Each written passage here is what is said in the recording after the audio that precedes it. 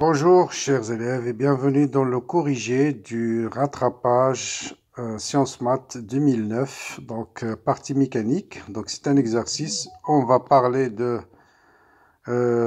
pendule simple, on va parler de chute parabolique, mais cette fois-ci qui vont s'effectuer sur un plan incliné, au lieu des cas classiques, un plan horizontal. Bon, désolé, j'ai fait un premier enregistrement, ça n'a pas marché, donc je suis en train de vous enregistrer le corriger. Bien.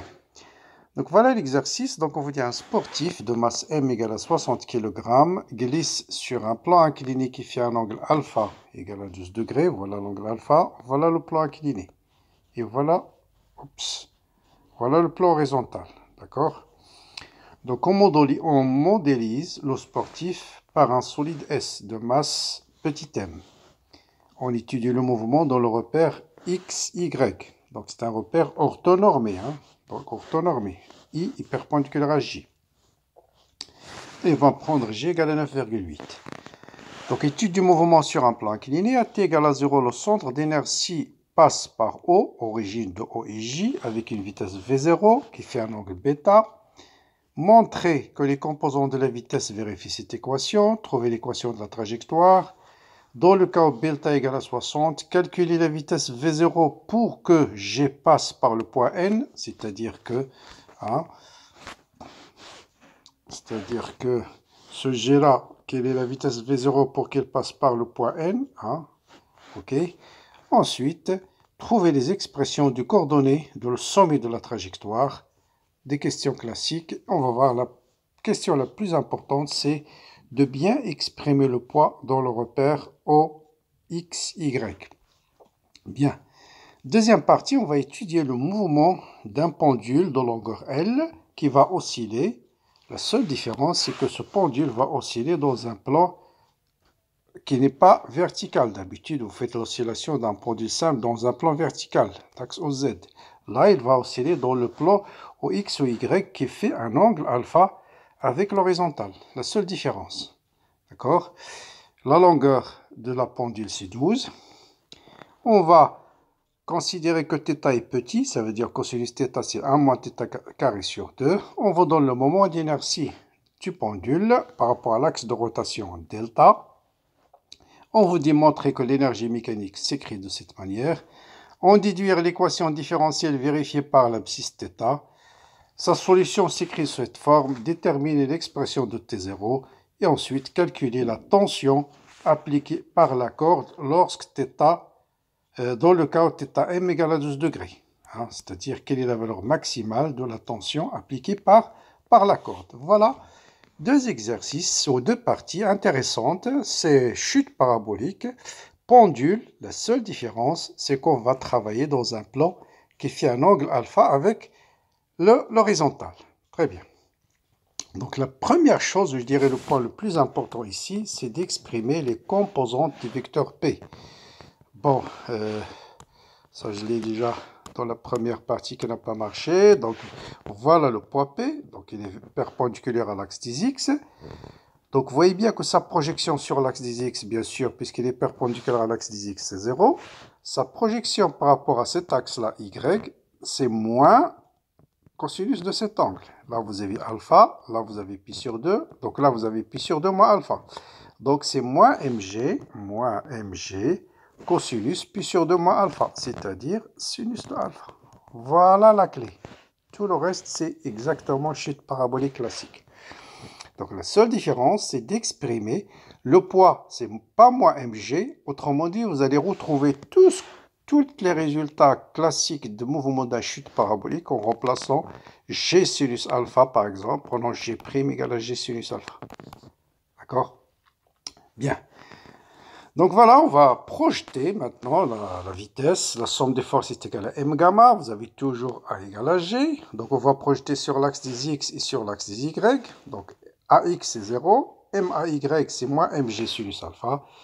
Donc Vx c'est une constante, c'est V0 cosinus delta.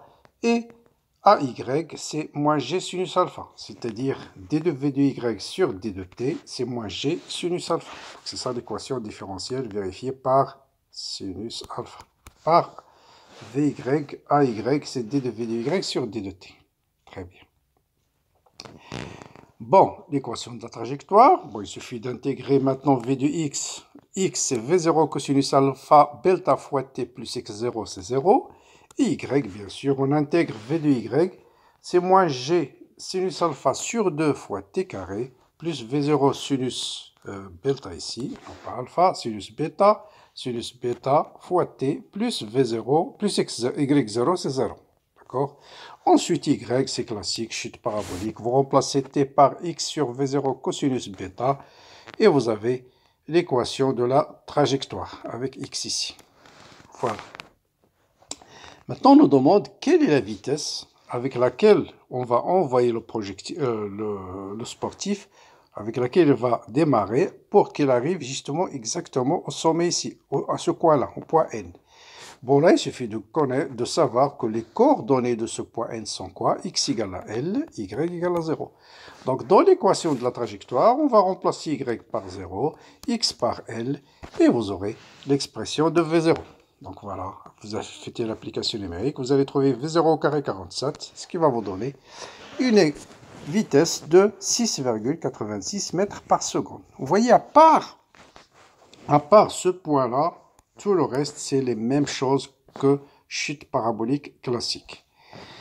Bon, les coordonnées du sommet, la même chose. Au sommet de la trajectoire, bien sûr, vous avez Vy égale à 0, hein, toujours, hein, Vy égale à 0. Donc, on va déterminer le temps où le sportif va arriver au sommet. C'est V0 sinus delta sur G sinus alpha. C'est 2,9 secondes. Et en remplaçant dans XS, YS, TS par sa valeur, on détermine les coordonnées du sommet de la trajectoire. Donc, même calcul que chute parabolique classique. Bien. Revenons maintenant à la deuxième partie du pendule. Là aussi, la seule difficulté, c'est de bien comprendre. Et pour vous aider, vous allez prendre une feuille, vous la incliner par rapport à votre table et essayer de projeter le poids et vous allez mieux comprendre. Donc voilà le pendule. Il va osciller dans ce plan-là qui fait un angle alpha. Hein, Bon, je vais mettre le pendule par exemple en rouge. Voilà sa longueur L à une position Z. Voilà sa longueur L à une position Z0. Voilà l'axe Z. Donc voilà G, sa projection sur l'axe Z, c'est dans Z0. Ce G-là, sa projection sur Z, c'est Z. Donc, ce qui nous intéresse, c'est l'énergie potentielle. Eh bien, l'énergie potentielle ne dépend que de Z, parce qu'on a pris ici l'origine, c'est là, l'énergie potentielle de pesanteur égale à 0. Donc, l'énergie potentielle du poids, c'est mg fois Z, fois h. H, c'est cette distance, qui est la même chose que celle-là. H, d'accord? Bien, maintenant, on va, pour déterminer h, on connaît alpha. Alpha, c'est cet angle, c'est celui-là. Il suffit de déterminer cette longueur-là. Bon, je vais le mettre une autre couleur. La longueur en vert. Cette longueur, c'est quoi? C'est cette longueur-là. Qui est quoi, en fait? Qui est la longueur L moins L cosinus θ. Voilà, cette longueur L', je l'appelle L', c'est L facteur de 1 moins cosinus θ. D'accord? Et vous avez sinus alpha. Vous avez ici sinus alpha. C'est quoi? Sinus de cet angle, c'est H sur L'. Donc H est égal à L' sinus alpha. Donc H est égal à L sinus alpha facteur de 1 moins cosinus θ. Là aussi, voilà la clé. Tout le reste, c'est exactement les mêmes calculs que pendule simple, dans un plan vertical. La seule chose qui change, c'est cette hauteur H. Donc on peut déterminer l'énergie potentielle, c'est l'énergie potentielle de pesanteur plus l'énergie cinétique. Donc c'est mg fois h plus 1 demi g θ point au carré. Voilà, donc je remplace h par sa valeur. Ensuite, je vais remplacer 1 moins cosinus θ par θ carré sur 2. Et voilà l'énergie mécanique. Bien. Pas de frottement. Donc voilà, on va factoriser par ml au carré sur 2 pour l'écrire sous la forme qu'on vous demande. Maintenant, pour trouver l'équation de la trajectoire, puisqu'il n'y a pas de frottement, l'énergie mécanique, c'est une constante. Donc, on va dériver θ carré. Je vous rappelle que pour dériver θ carré par rapport à t, vous dérivez par rapport à θ et vous multipliez par d de θ sur d de t. Bon, d de θ carré par rapport à θ, c'est comme vous dérivez x carré par rapport à x, c'est 2x. Et d de θ sur tt, c'est θ point. La même chose. Dérivée de θ point au carré par rapport à t, c'est la dérivée de θ point au carré par rapport à θ point, multiplié par la dérivée de θ point par rapport à t. Donc ça, c'est 2θ point, et ça, c'est θ seconde. Voilà, 2θ point, θ seconde. On factorise par θ point, parce que θ point est différent de 0, et on trouve l'équation de la trajectoire, qui est l'équation d'un oscillateur classique. Voilà, donc je pose tout ça, c'est oméga 0 au carré. Donc oméga 0, c'est racine carrée de G sinus alpha sur L. Donc la période, c'est 2pi sur oméga 0, donc 2pi sur L fois racine de L, G sinus alpha. Application numérique, ça vous donne 15,2 secondes. Bien. Dernière question, c'est calculer la tension au moment où le sportif va passer par la position G0. Toujours, si on veut demande de calculer une tension, c'est plus souvent, bien la majorité des cas, il faut appliquer la deuxième loi du principe fondamental de la dynamique, PFD. La somme des forces égale à M gamma.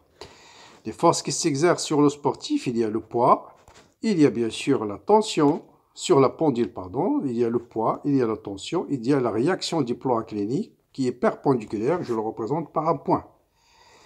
Et pour déterminer la tension, le plus simple, c'est de projeter cette loi sur le repère de Freinet, N est tau. N, c'est la normale. Donc, si je projette sur la normale, la projection du poids, vous voyez bien que c'est moins mg sinus alpha, qu'on l'a déjà fait tout à l'heure. La projection de t, c'est plus t. Et puis la réaction, elle est perpendiculaire au plan, puisqu'il n'y a pas de frottement. Gamma normal, c'est v carré sur L. Et v, c'est L fois θ point. Donc, ça vous donne v, c'est L fois θ point. Donc, vous remplacez gamma normal par sa valeur. Et ça vous donne ml θ point au carré plus mg sinus alpha. Maintenant, on nous donne la valeur de θ point lorsque le solide passe par sa position d'équilibre. Donc, on va écrire t en fonction de θ point. D'abord, θ, c'est θ max cosinus 2pi sur t0 fois t plus phi. Qui dit t, au moment où le sportif passe par V0, par la position G0, sa vitesse il est comment? Il est maximale. Donc je rappelle, pour un pendule simple, l'extrémité V est nulle, la position d'équilibre V est maximale. Donc on va calculer θ point, voilà un instant t quelconque, et sa valeur maximale c'est égal à ce terme-là, parce que le sinus, la valeur maximum de sinus d'une fonction c'est 1. Donc, vois là, θ point max, c'est 2pi sur t0 fois θm. Voilà. Donc, je remplace θ point par sa valeur, où le solide passe par la position d'équilibre. Donc, θ point, c'est θ point max. Je remplace donc par sa valeur, qui est 2pi sur t0 θm au carré, et plus mg sinus alpha. Et puisque 2pi sur t0 au carré, c'est g sinus alpha sur L, c'est en fait oméga 0. Au carré, voilà, vous remplacez, vous trouvez, factorisé par mg sinus alpha, et vous trouvez 1 plus θm au carré, θm est donné, g est donné, sinus alpha est donné. Voilà, je retrouve 127,6 newtons. Donc voilà, pour le corriger, j'espère que l'image va être claire cette fois-ci. Merci de votre patience, bon courage et à bientôt.